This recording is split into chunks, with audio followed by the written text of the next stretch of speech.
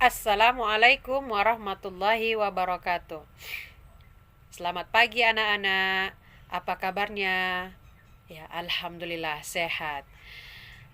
Di masa pandemi ini, anak-anak ibu harus tetap semangat belajar.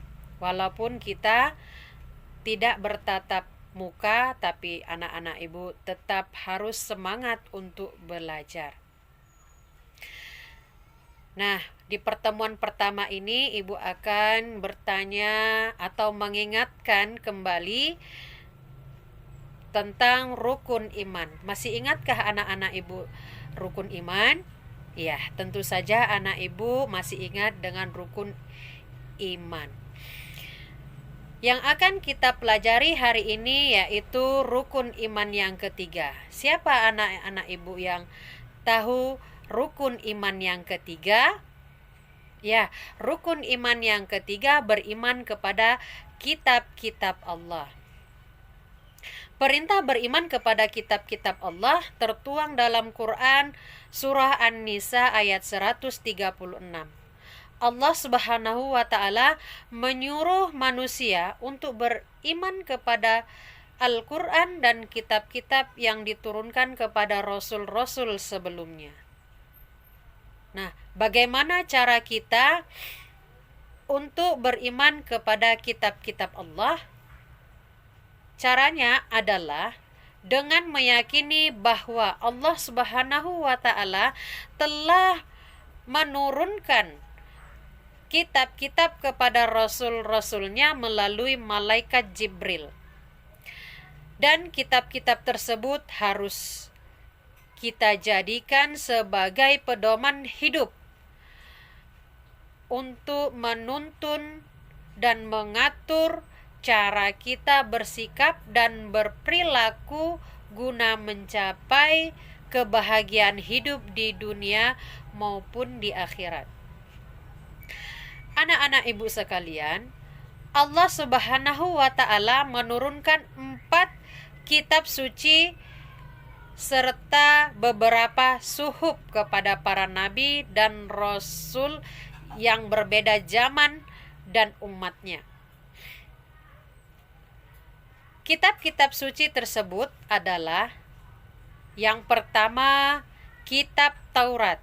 Kitab Taurat yang diturunkan kepada Nabi Musa alaihissalam pada abad ke-21 sebelum Masehi di daerah Israel dan Mesir menggunakan bahasa Ibrani. Yang kedua, kitab Zabur.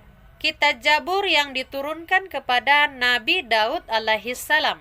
Pada masa itu beliau menduduki tahta sebagai raja Bani Israel pada abad ke-10 sebelum Masehi.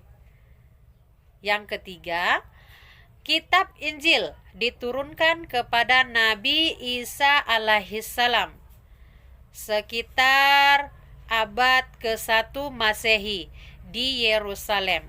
Dalam bahasa Yunani, Injil artinya kabar selamat atau pelajaran baru dan kabar gembira.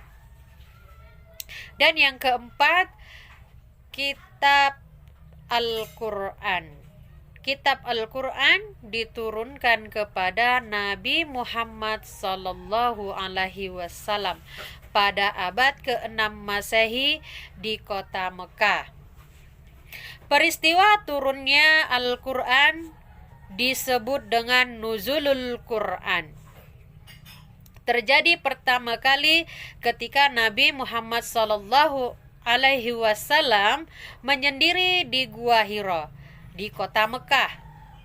Al-Quran terdiri dari 114 surah terbagi dalam 30 juz dan 6.236 ayat dan diwahyukan selama 22 tahun, 2 bulan dan 22 hari.